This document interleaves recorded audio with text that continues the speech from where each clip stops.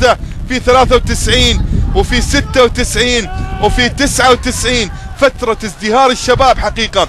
يعني تخيل الشباب من 92 إلى 2000 لعب 6 نهائيات. هنا مرور التقدم، عرضية في الجول.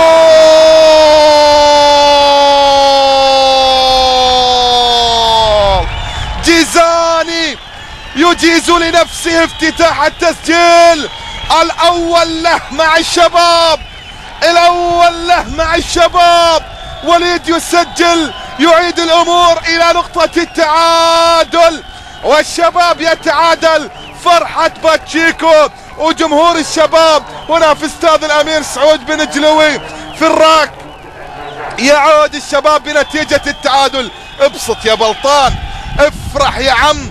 الشباب يتعادل في شوط المباراة الأول. شوف الكرة، يا سلام يا سلام، بداية تمرير استلام.